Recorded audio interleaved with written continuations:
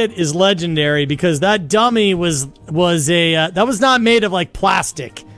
And remember, we hung this thing from a golf cart, and if everybody go search Ray Lewis Sports Science, and when you have Ray Lewis show, remember, Ray Lewis showed up by himself. It wasn't like he's like, hey fellas, let's play some football. And I'm like, hey, would you be willing to run through that door? He's like, sure.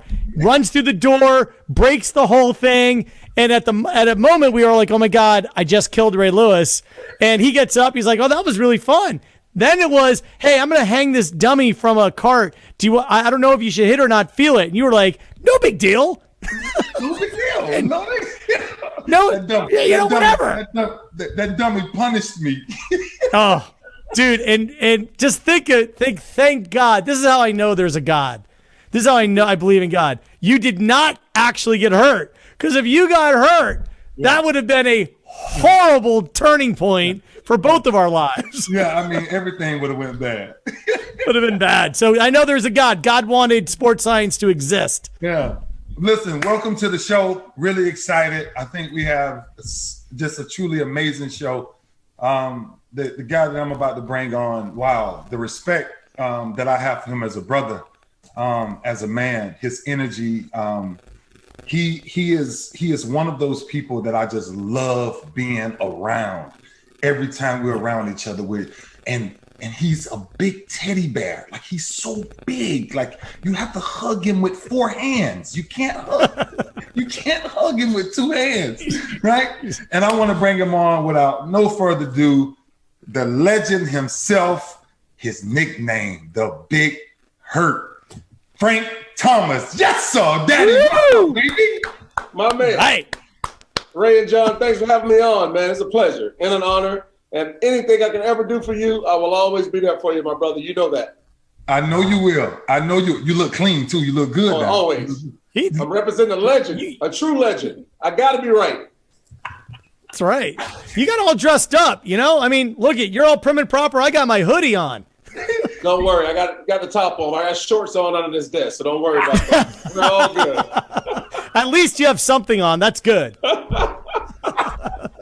Big Hurt, I gotta jump into this because I gotta know this, right? And I think the world needs to know this. Did baseball choose you or you chose baseball? You know, Ray, that's a good question. Baseball chose me.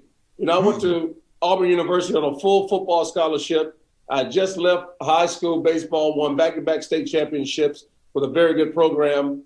But I also excelled at tight end. And I'm from Columbus. Big Hurt, you was tight end?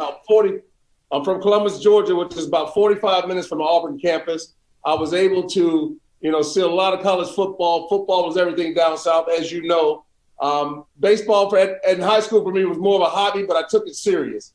But football was what everybody wanted from me. And I signed for that full ride because baseball, everybody says he's too big to be a baseball player. Back in the 80s, you didn't see baseball players too many my size. So they said I was a football player. So I chose football. But once I got there, I talked to Coach Pat Dye and said, Coach Dye, I do want to walk onto the baseball team to see what I really have at the next level. Wow. Frank, so let me ask you something.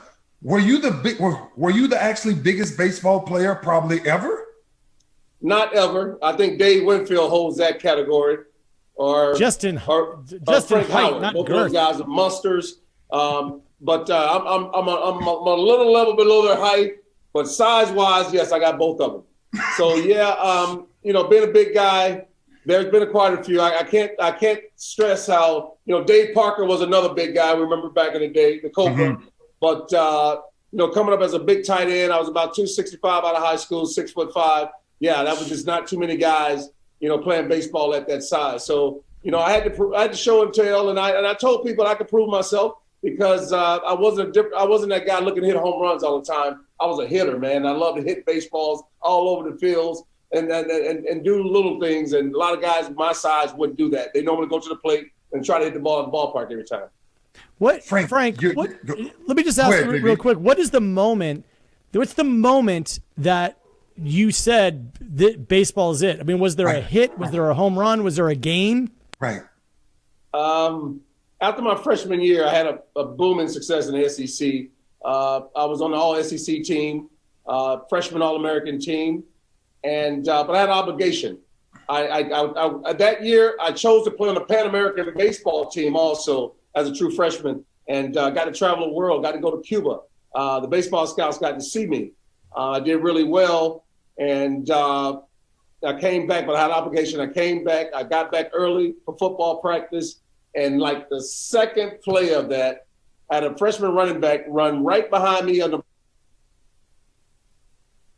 blocking drill and hit me right in the knee with his helmet. And I had my career flash in front of my eye right there after having so much success on the baseball field. And Coach Dodd looked at me and said, "Do you seriously want to continue this?" And I said, "Of course. Football is everything. Injuries are everything. You just got to fight through that." But after that sophomore year, Coach Dodd set me down and just said, "We're going to be all right in football. I got you on a full football scholarship. You're going to keep this. But I see you as being a professional baseball player." He said, "I've seen a lot of big men around here. I've seen Bo Jackson. I've seen other guys play baseball. You're something different. You're something special.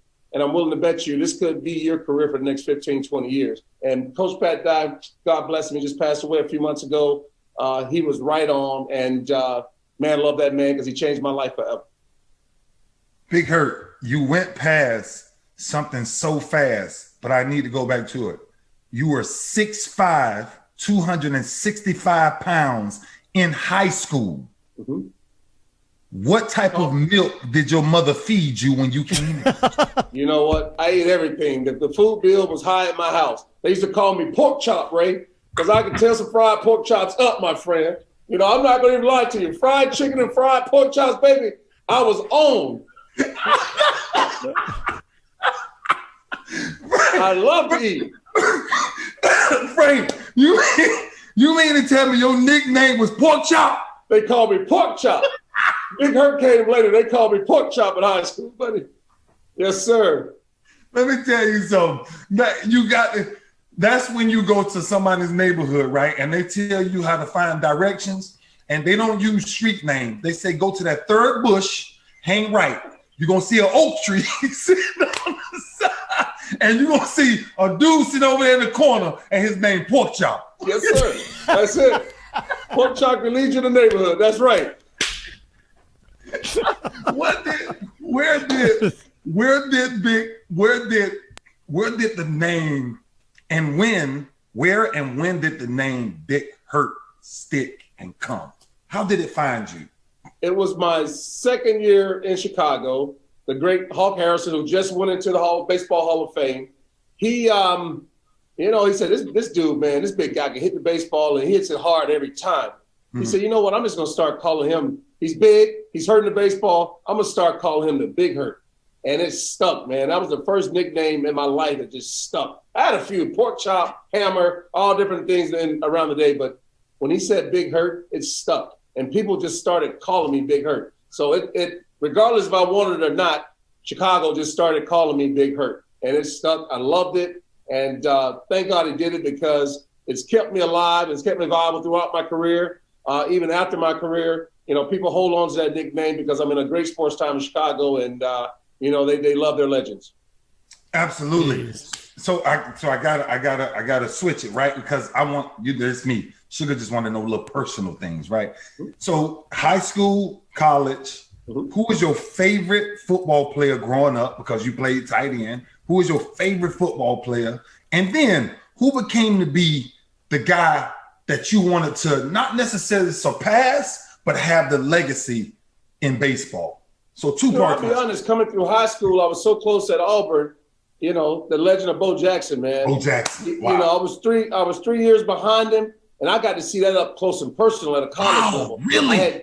I had never seen a man so big, so fast, and just angry with the football. He didn't care if he was in his way. He was trying to run you over.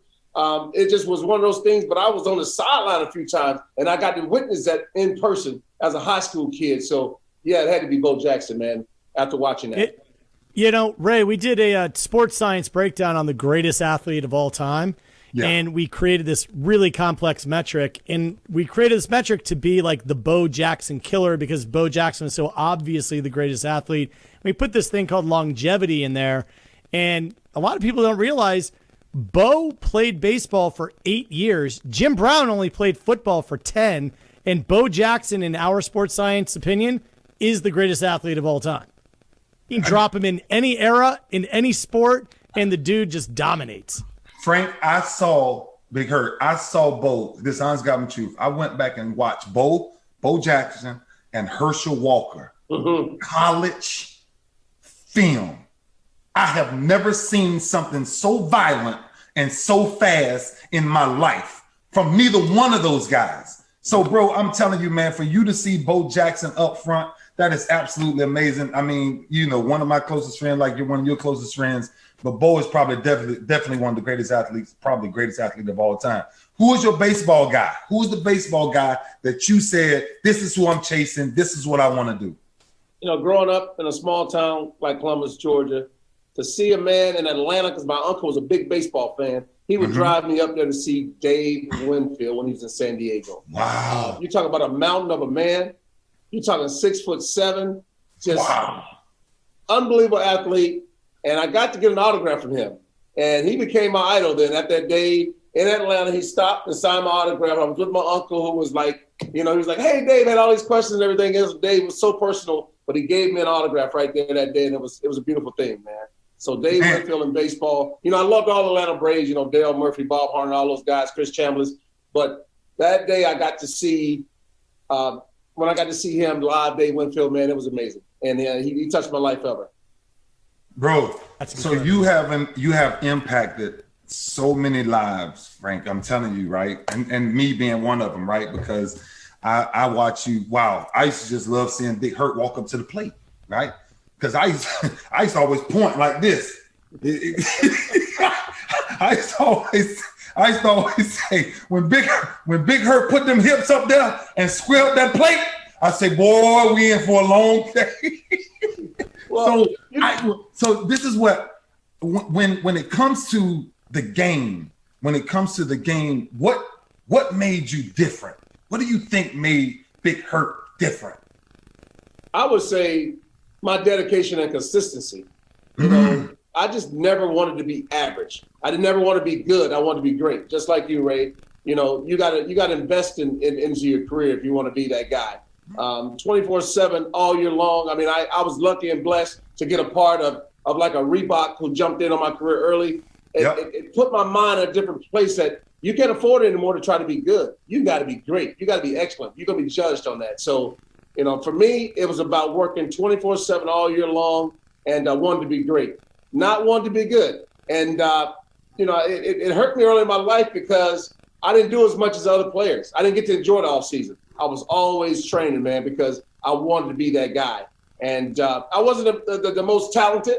I didn't have the Ken Griffey swing or to be able to move around the outfield like those guys. But I wanted to be the best. I wanted to be the best at what I could do, and that's controlling offense in the game of baseball. And you said something that I want to give somebody something that's at home, that's paying attention, that's watching this, right? This is Big Hurt. Thank you for joining me.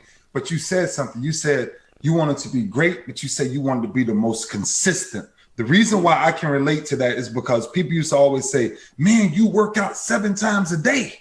Yeah. And this is the off season. And I'm like, there's nothing else to do.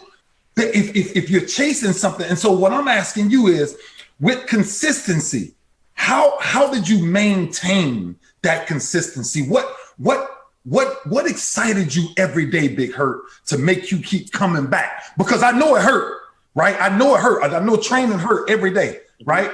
And so what is that extra ingredient that somebody else can grab that says, this what helped me become consistent?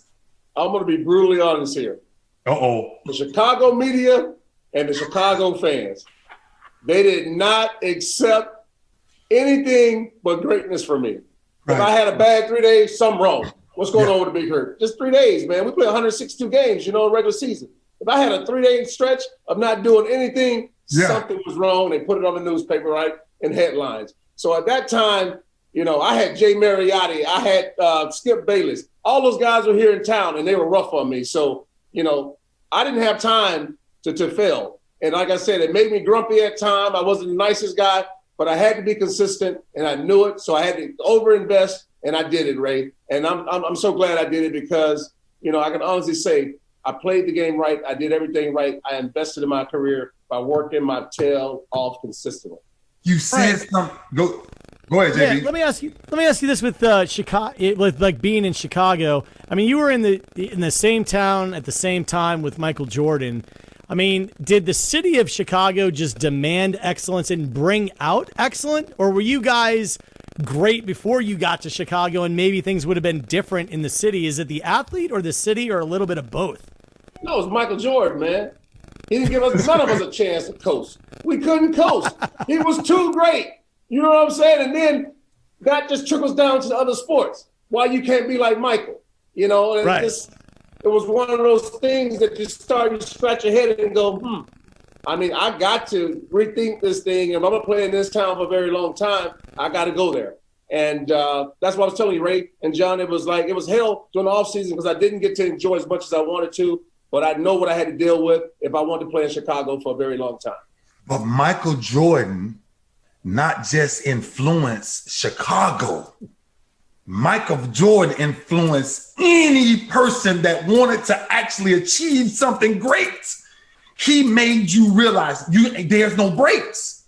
There's no break. I'm talking about that black bald-headed joker with them bow legs come through there, boy, and you know it was something going down. Every night. Every night. You couldn't coast, Ray. It was like Michael 40, 20 rebounds, 20 assists. It's like every night it was like history being made, and I got to watch it up close and personal. He's a friend of mine. He would come and mess with me because he loved baseball. He would always come in the locker room, grabbing the bat, doing all this other crazy stuff.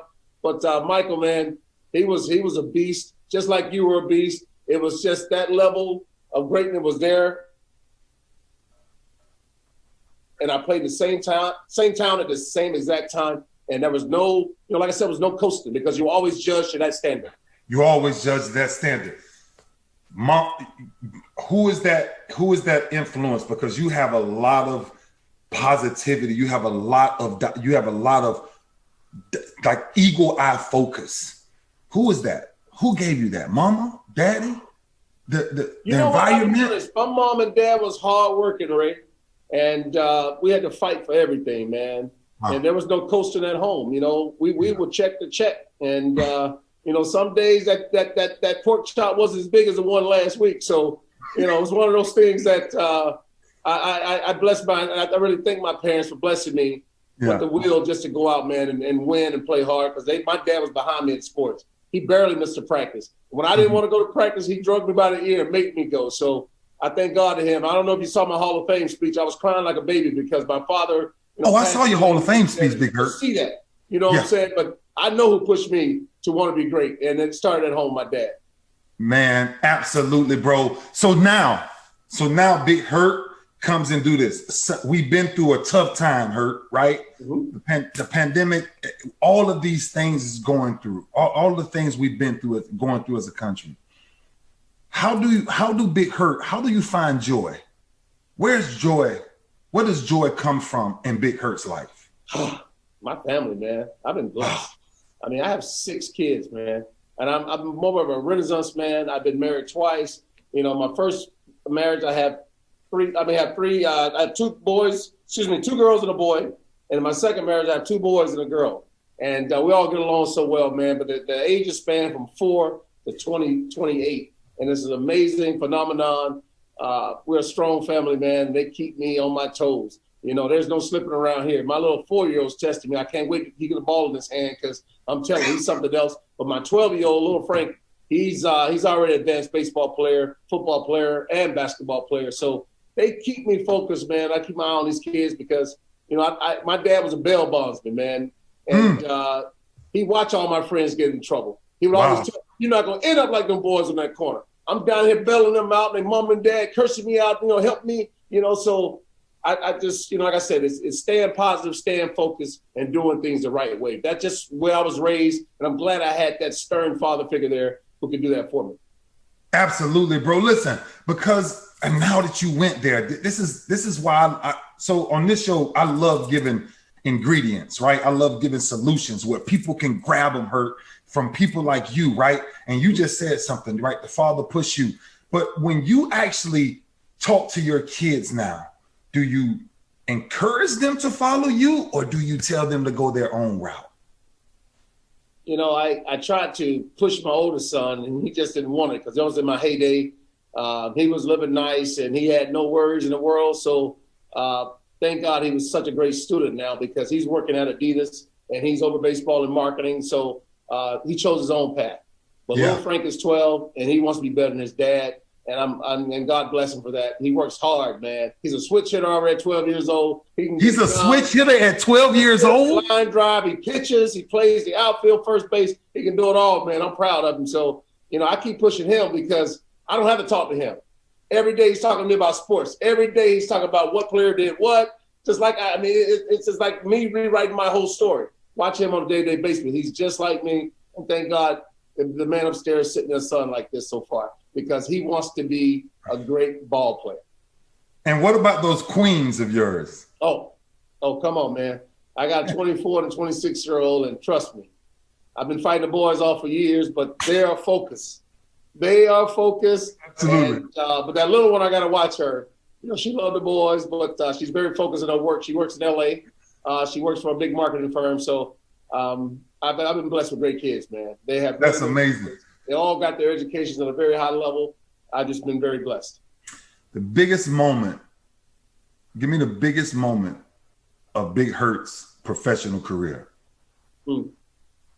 I would say walking in the doors of the Hall of Fame, man. A kid from Columbus, Georgia. Yes, sir. You don't wake up and just say, "Oh, I want to be a Hall of Famer." You got to invest something in that. And, talk to me, man. Talk to me. Many years of consistency and greatness to get there, because many men have tried to get there, and a lot of guys still hang on that fence trying to get over that fence. So, and this. So, walking into Cooperstown, man, and realizing that plaque on the wall is Frank Thomas. This kid from a small town who had a big dream, who believed he can get there. I've been so humbled, man, ever since that day, because, as a kid, you were dreaming of such a thing. Making it to the major leagues was a dream. Absolutely. On that mountain with the best of the best. And then some people consider you in the top 5 of all time and one of the greatest all-around hitters ever. I'm blessed, man. I'm blessed. Bro, I truly you are. And I'm telling you the reason why I can relate, because people ask me that all the time. What's the biggest moment? What's the biggest moment? And I tell you, when I walked through that door and I saw Dick Buckers, and I saw Franco Harris, and I saw Lenny Moore, and I saw Marie. Oh my goodness. And I'm like, wait a minute. I watched these guys when I was 9 and 10 years old. And now I'm putting on this gold jacket to stand beside them. So if you're not in sports, Big Hurt, how do you find that passion to figure out life? Because now you're not doing it. So how does someone find it if it's not sports? For me, it's still sports. And you know the same thing. We're a creature of habit. Yes. Luckily, we were blessed enough to have a great enough career. We're both on TV now, Ray. Yeah. And really been mentors to the younger guys in the game. With you, like I said, you're one of my idols, man. You're considered the greatest linebacker of all time. Let people say what they want to say. When 52 hit that field on a Sunday and came through that corridor, the fire behind it. Give me that wiggle. Give me that wiggle, Daddy. Give me that wiggle, Daddy. I'm telling you, I still get excited when I think about that, Ray. The sugar come through there, buddy. Yes, sir. Little slide. Woo! It's showtime, baby. So, like I said, I'm honored and blessed to be talking to you because I watched your career. I saw you get better and better. I saw you just continue to get better, which is something that is unheard of. And like I told you, that Michael Jordan effect. You have set that bar that high for any linebacker to ever say they're the best to ever do it. You know what I love? Being the only guy who's not formally inducted into a Hall of Fame here. The thing that I love is that you guys are such great human beings. And Frank, I wanted to get your thoughts on, look, you got up every day and you had to do what you did, but you never did it in order to get in the Hall of Fame. You never did it to get the praise from others. You did it because that's who you are. And for those who aren't amazing athletes, when they roll out of bed, they need to realize you're not doing it for adulation. That will come if you're a good person. As you have your career as a dad and a husband and as a professional, eventually people go, wow, what an amazing human being. Talk to us about having that mindset, for those who aren't amazing athletes, of being a Hall of Fame human? Well, for me, it's just, and I'm just a nice guy, and I had great parents who were nice, and we cared about the community, we cared about people, and I just, I like putting a smile on people's face.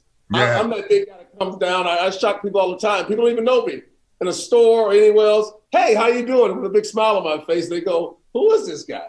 That energy you give to people just to say hello. I was raised with that in the South. Like I said, in the South, you come down the street, we wave at every car that comes down the street. We don't even know who it is, but we're waving and saying hello. I came to Chicago, people look at you crazy, like, what you waving at me for? I don't know you. And that just, it is what it is. And I've always been able to just do that for people because I care about being a great human being and I care about doing things right. And that's just who I am. That defines me. It really does. Because and that's why pass things over to these young kids. There's a right and a wrong way of doing things. Put a smile on your face and be the best athlete you possibly can be. You don't have to be the perfect athlete, but you got to outwork everybody to show your medal, to show people who you are. And that's just who I am. And that's why every time that commercial come on, I die laughing when they say, "Well, who is that? Frank Thomas?" Hey, Ray, to be honest, every time I see you, I just try to make you laugh, man, because you meant a lot to me watching you on Sundays, man. And I know that personality of yours. And most people don't know that personality. They see that intense linebacker, the best of all time. But Ray Lewis has a heart. He's a special guy, man. And I love being around you because I love being in the presence of greatness. I tell you that much. Brother, you are so amazing. And I keep telling you this every time we get together, my whole world stops for a minute because I want me and Frank time to be isolated. And we always get that in. We always get that in. That's one thing we do. We have to always get that in, brother. We have to. We have to, man, because life is so short, Frank. Yes, it right? is. It's so short. And the things that we're going through, bro, and that's why, why me and JB started this, and this is why I started this, because in the minds of a Frank Thomas, in the minds of a Bo Jackson, or everybody that we talked about, Jordan, myself, like, a lot of people think it's sports. It's not sports. It's actually who you are as a human being, right? It's actually who you are every day of your life. Every one of us has an ability to be a Hall of Fame person. How do you do that? Frank, you said it, by putting a smile on your face every day and loving your neighbor as thyself, speaking to people because it's the right thing to do, right? And that's why I started this, man, because a lot of people just see us for the athletic gifts that we have, but man, who we are as human beings. I'm telling you, bro, if people knew who Big Hurt was away from the baseball field, my goodness, bro, you are one of the most amazing people ever to me. And I'm just excited to call you brother, call you my friend, and to really tell you I love you, man. I cannot thank you enough for coming on the show. I just did your show last week. Yes. JB, he had the whole basement. I mean, JB, the man got it. The man got in a full suit and tie. I said, "Oh, he put on that red tie, that power. That's that power." I was in the presence of greatness, JB, and I told him whenever I can do anything for him, because he did it for me, I'm going to do it for him every time. But like you, just to finish on what you just said, we got the rest of the time we got in this world. We're going to continue to let people know who we are. Put that smile on their face and continue to be a better person than you were a ball player. And that's the way I feel about life, period. The big hurt. Boy, I tell you, it ain't too many people walk around 6'5" called the Big Hurt. And I'm telling you, see, sometimes you got to back up, or see, see that butt wiggle. Yeah. Look at that. With that butt. That's when I know. That's when I know Big Hurt about to go to work. I know we got a formal show going right now, but please make my day one more time. Sugar. Yeah, show us a dance or something, Ray. Could you just show it to me one time how you make that Frank, look, now I'm telling you, the most classic picture ever is you standing up in that business coat with them shorts on and them thighs popping out. Frank, just give me a little bit of that sugar. Just give me a small wiggle. Just a small wiggle, please, Frank. Ah, yes, sir. Yes, sir. Oh my God, he does have shorts on.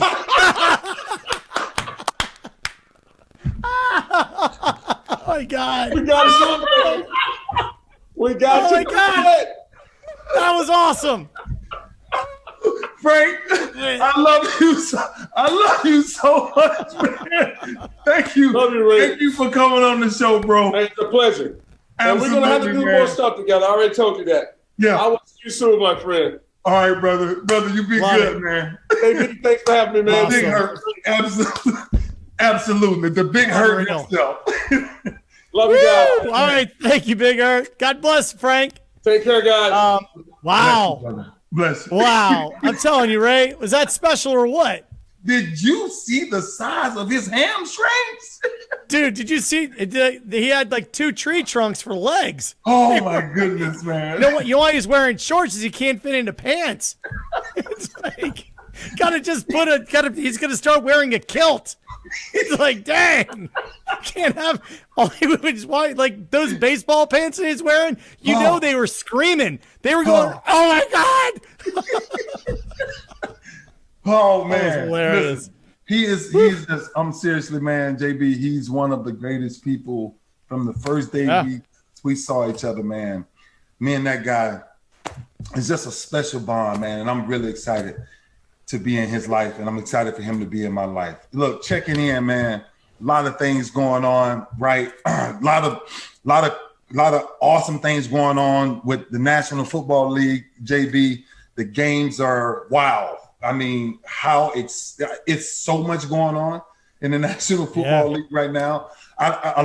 For me, I'm always praying for the guys to just think about the guys because of how much they have to adapt and go through just to play a football game, right? Yeah. I mean, games are changing and they have to quarantine with each other and just so much going on, man. And me personally just paying so much close attention to it. But I'm telling you, one of the best games I've seen in a long time. We used to have them all the time with Pittsburgh, but to see the Ravens play the Browns, that was a barn burner. Oh man, this Monday night, I'm telling you, I'm sitting in the house and I'm sitting in New York and I'm just losing my mind watching this game. And to see the Browns, I mean, I tip my hat off to the Browns. They played one heck of a football game. And then just the way everything played out, right? And then you go back to the Willis Reed moment in sports, right? Yeah. And then you come and you watch this quarterback thing happen with Lamar Jackson. And it's like, what happens? What's next? And I'm sitting there and all these Cleveland fans, and you see all these people on Twitter and everybody tweet, oh, the Browns are going to do it. And I'm sitting there saying, be careful. Number 8 on that other side. Superman is Magic Man is on that other side. And just to see that, man, I just want to tip my hat off to the guys and congratulate them for pushing through and giving us that type of excitement. And that's why I'm really excited to always be a part of that brotherhood, to be able to bring joy like that to a Frank Thomas and people while we're going through this pandemic for all of sports to bring that type of energy to us. Just amazing. What's incredible to me watching that game is you have Baker Mayfield and Lamar Jackson leading up 2 squads that are dominant, and they're in the same draft. They're the same draft. Josh Allen was in the same draft. Something was in the Heisman, 2 Heisman winners, right? Totally. It's mind blowing. And everyone said, remember, Lamar Jackson was taken by the Ravens as the last pick in the first round. Of the draft. Last pick in the first round. Nobody wanted him in the first round. Baker Mayfield goes number 1. Lamar Jackson goes number 32.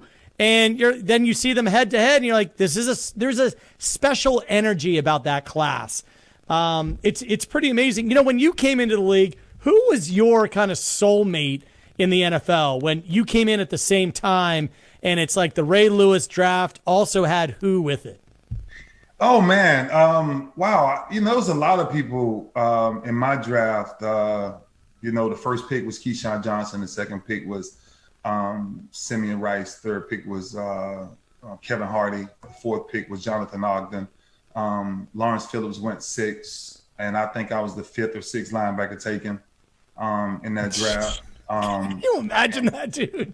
Yeah, and me actually sitting there at the 20th pick, right? I really thought, and I had my draft party at the Dolphin Stadium. Right. Yeah, because they had Jimmy Johnson was there, the Miami connection. So they had the 20th pick at the time. And at the same time, JB, I won't stay here but 5 seconds. At the same time, while I was there for my draft, I was actually burying my roommate, right, who was brutally killed in our dorm room week before. So many mixed emotion was going on in my head. But I never forget sitting there and watching the 20th pick. And I'm watching all of these linebackers go before me. And I'm saying to myself, like, wow, man, like, okay, really, I get it, right? And then we get to the 20th pick, and I'm waiting to get drafted. And I'm like, okay, the Dolphins got to pick me. My agent told me the Dolphins going to take me at the 20th pick. And I'm sitting there, and I'm getting excited. And the next thing I know, the voice I heard come out, he said, and the 20th pick of the draft, the Miami Dolphins select Darrell Gardner from Baylor. And I'm like, what? You got me at the Dolphins Stadium and they're not even drafting me? Who does that? Like, who does that, man? And so from there, I was just up and down like a roller coaster. But you know what? What's funny, out of that entire draft, there was a guy, a warrior, who became and still is one of my closest friends right now, and that's Eddie George. And me and Eddie in 1995, we was at the Kodak All-American and Playboy All-American. So we kind of met each other right before the draft and things started. So that was my guy. He was my guy, man. And we just got each other. We understood each other. And still to this day, man, he continued to be my guy. So it was just special to watch all of those things going on now with Baker and Lamar. And I'm telling you, man, them Ravens, it's just the way they play football. Right, it's old school football, old school. People like, oh, he don't have that many passing yards. When you punching somebody in the mouth like that, you don't need to pass the ball. Yeah, he did. It's like that guy doesn't have a left hook, dude. If my right hook is killing you, I don't really need to do much. Then why am I throwing my left hook? And then, to me, what makes him so like dynamic to me is he doesn't play the game based off the label of the position, right? The label of the position is quarterback, right? It's like, okay, be safe. Don't take hits. Don't play this. Lamar Jackson plays the game as a football player, right? And I'm telling you, and me and him and me and the other guy that I'm about to talk about haven't gotten together yet. But Marlon Humphreys, he is such a football player, man. I can go down the line and give you guys that's in the league that really excites me. Like Chase Young drives me crazy just watching him play football. I just think his upside is so high. Aaron Donald, the way he played football, Dalvin Cook, the way he plays football. I'm jumping around. Tua, I think has I'm telling you, an upside so high. I think, it's just endless on his ceiling. And I just think when you jump around, Patrick Mahomes he's magical every time you watch Patrick Mahomes. But Tyreek Hill is just a gift. My goodness. I don't know how you build something that compact and that package. That's that. All of these guys that you mentioned, this is what's crazy is all of these guys passed through the sports science lab. And when they did, I said Patrick Mahomes would be arguably one of the best, if not the best quarterbacks to go through the NFL because he had every physical skill. And when you meet the kid, and he's still a kid, when you meet him, he is the nicest, most polite, intelligent, calm, articulate. And I'm like, that is the formula. Doesn't have that, our arrogant aura about him. He's supremely confident in his ability, but for good reason. But he's so humble. I keep telling everyone, this is what has always been frustrating, is people will say, well, Ray Lewis was great because, well, he's just a genetic freak. Mm-hmm. And I'm like, are you, what? I'm like, first of all, yes, he's a big human being, but relative to the human being, he was not as big as Big Hurt. No. He's not walking around like Frank Thomas. No way. I'm like, dude, Ray Lewis worked his ass off. Patrick Mahomes works his ass off. Lamar Jackson works his ass off. The ability. Stop all that cursing, JB. That's 3 A's back to back. Jesus. Right. Man, you went back to back. A. Well, that's because that's the expression. That's the expression. Nobody else will understand what I'm talking about unless I say it. I got it. I love it, though. I love it. Look, let me give you my thoughts, man, because I think holidays coming up, New Year coming up, I think a lot of people want to see 2020 gone. But I want to say before it leaves, I want people to figure out a way to replace old wounds with new memories of joy. I want people to take a look at their lives personally, not based off who you're following or who's following you or how many followers you have, how much money you have, how successful you are. But I want you to ask yourself a question. How many old wounds are weighing you down? And the reason why it's hard to see joy is because we won't create new memories. You know, one of the things that that we have to start being very careful with is to carry so much pain and so much memory of what happened. Because what happens is when you carry that much baggage, you forget to move forward. Marie Kondo says something, and she has this Netflix series online, and she's organizing her house. But Maria Kondo says, keep things in our lives that sparks joy. And so me just moving into my new home and seeing old things that may be cool, but it doesn't spark joy. Like, it doesn't excite me, right? Just having it is cool, but it doesn't make me grab it and say, oh, I need this. I gotta have this in my life. But I think it's in all aspects of life. Don't just reorganize your house, reorganize your life. Before 2020 happens, reorganize your life so that when you go into 2021, everything in your life sparks your life. That's the next phase, JB, on where I want to take what we're doing with this show to give people that opportunity to let go old and bring in the new.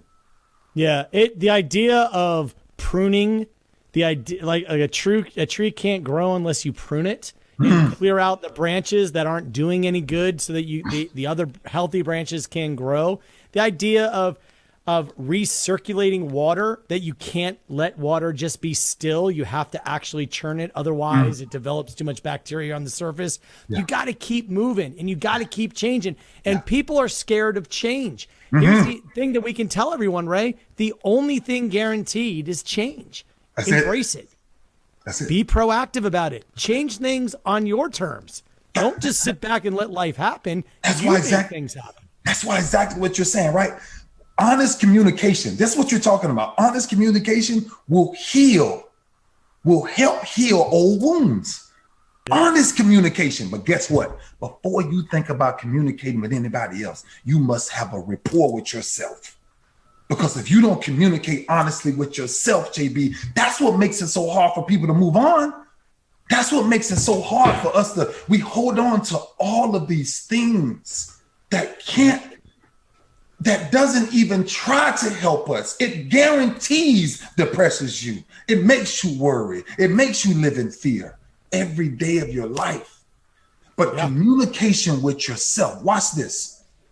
I need each and every person that's I need you to write this down. Find a place inside where there's joy. Listen to this. And the joy will burn out all pain. JB, listen to me. Pain can't live in the same environment as joy. It don't match. Right? It's just like going outside. If I'm gonna plant a garden, the first thing I got to do before I plant fresh roses is I must get out old weeds. I must get out things, right? That can wrap his arms around it and kill it. A lot of people, especially in 2020, they have, I think that we're all seeing that money, not only does money not buy happiness, but in a lot of ways it stands in the way. And here's how, just envision this. For those of you who have kids, just imagine this. Listen to the sound of the giggle of your young child when you're sitting in a beautiful field, and think of the joy that comes to you. You do not receive more joy from that giggle if you have $1 billion in your bank account or zero. It is all even. Joy is within your mind. It is within your experience. Money and fame and success and all that, that's ancillary. What is necessary is you are a vessel to the great Almighty to perpetuate that joy. So let that giggle, let that dog, let that dog that you have, let that friend you have, your parent, your brother, your sister, listen to the joy that is brought for free. The chirping of the birds. The sun rises or the sun sets. The things that will never change are the things that we should be paying attention to, right? Yep. Your bank account may change. You may be a billionaire. You may be wealthy. You may be absolutely broke. But let me tell you something. The day that you find joy in your heart, everything else becomes replaceable. Everything else. This is where we got to go with this, JB. Like, it's time before we get into 21. Don't let somebody get out of here and keep saying, I want 2020. I need 2020. I need 2020 to be over. I tell you what you need. You need to ask your heart, what's heavy? What's bothering you? You need to ask your future, why are you carrying our past with us? You can't, no, I told people this a long time ago, JB. You can only do two things with your past. You can remember it or you can use it. There's no in between. JB, there's no in between. Because if you don't remember it, watch this. It's impossible to use it. That's why the good book this morning spoke about not judging, not only not being judgmental, but doing the opposite of the crowd. Because the crowd and what the world wants you to do takes away your greatest peace. Yep. I'm not going to be long because it's the holidays, but I want people to put the holidays in a different perspective. Stop trying to buy up everything. Because everything you can buy your kids and everything you can buy somebody, trust me, if you lose it, then it has the same value as if you didn't buy it. The only thing you can't replace is time.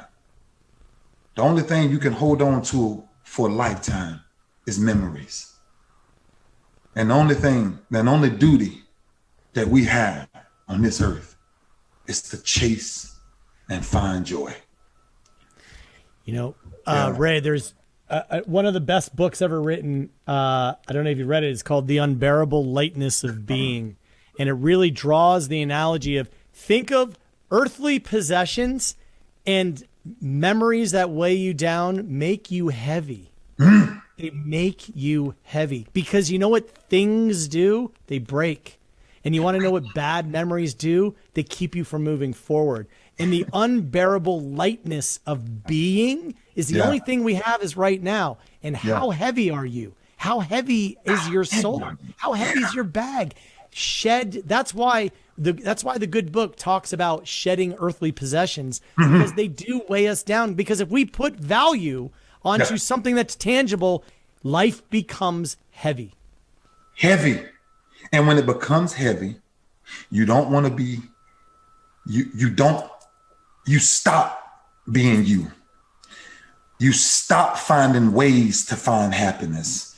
You don't even recognize sunrises or sunsets. You can't hear the birds chirping because you're worrying about who texting or who tweeting or who following me or who liked my video or how do they respond to this. I tell you what, I want to challenge someone's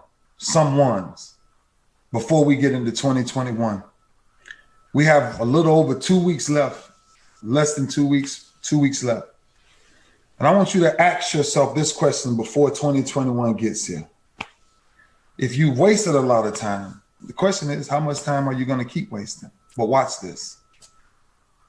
Will you write down your name and affirm that I am joyful, I am peaceful, I am lovable, I am available, I am capable, I am willing? Watch this. Now on the other side, you got to get rid of worry.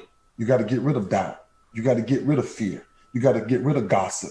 You see how that, and when you see your name on both of those sides, then every day you choose joy or worry. You choose peace or stress. It'll never change. And going into 2021, I've been doing this really unique thing to where every day, you said it, I'm purging myself of certain things. I'm just getting rid of it, right? It's like in the house, like, why turn on the TV when everybody's gossiping about the same thing? I don't want to hear nobody gossip about the same thing. Like, why watch a show where people are going at each other and speaking? I mean, there are shows where adults are acting just like kids, like in the kindergarten, right? And you're asking yourself, why do I need my mentality to spend time with that? The challenge is this. Before this new year, I need you to get rid of some things. I need you to prune some things. I need you to make sure that before you plant whatever seeds you're going to plant, you got to chop up the soil. You got to get rid of the weeds. And now, every day, you got to make a positive choice. Look, man, let's round this thing up, JB, because it gets no better, man. I'm telling you, like, brother, I appreciate you, but I'm telling you, there's this covering of joy and heartfelt memories. And the pandemic, since we're winding down 2020, don't think the pandemic is going to change. The only thing that's going to change is your perspective and how you see it. And in the midst of it, you got to ask yourself a question. Did you get better or did you get worse? And better ain't how much money you make. And better ain't how big your house is. Better is living a life full of joy and creating memories that will last a lifetime. That's why we do what we do, man. Yeah. That not only that's why we do this. Yeah. And that's a mic drop moment. I'm telling you, everyone, here's the thing with Christmas, everyone wants to look under the tree, look into your soul. It ain't the tree. It ain't what's under the tree. It's not going to be under the tree. It's going to be right inside of you. Look right there. It's inside of you. I had too many takeaways today, but one of the takeaways that I took, that Frank said, Big Hurt said, he didn't want to be good. He wanted to be great. And the only way to find greatness is through consistency. You must work on yourself every day of your life to become consistent in praising and encouraging yourself. Every day. Something. Yeah, go ahead, JB, please. Here's something, listen, about being great. Mm-hmm. Don't be scared to be great. Mm-hmm. People say, you know what? Greatness is Ray Lewis. Ray is great. Greatness is reserved for those who are great. You can be great. Don't be scared to be great and to always be principled and to always take the high road and to always be positive. Don't be scared to do it. Absolutely. Do not be scared to do it. And if I don't give you no last takeaway, the only person in your life that can help you is you. That's it. Everybody else, they can give you tools to. But until you accept where you want to be in life, the only person that can open that box of joy is yourself. I cannot thank you again for joining No Excuses, the Ray Lewis Show. There's no excuses in life not to take care of yourself, but better yet, going into 2021, there's no excuses not to find joy in your heart. Because the moment you find joy, I guarantee you something. You see life differently. Life has a different way of introducing peace to the people that searches for it. The good book says, renew your mind and strength every day. It says, spend some quiet time in the secret closet, because when you come out of that closet, your heart explodes with joy and people feel that. They see that.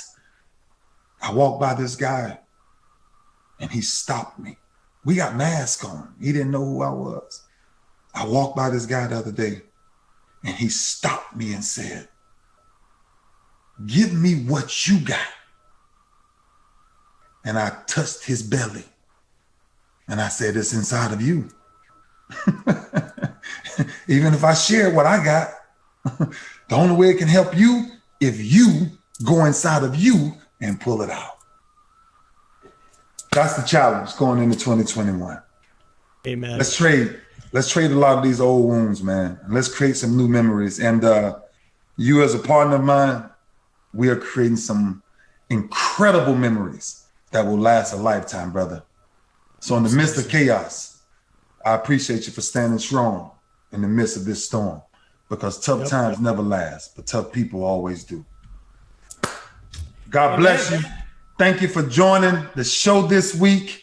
It gets no better. Spending time with the Big Hurt is absolutely priceless. It gets no better. And doing this every week, I'm telling you, my spirit is just renewed. And now I get to go get on my bike and I get to punish myself.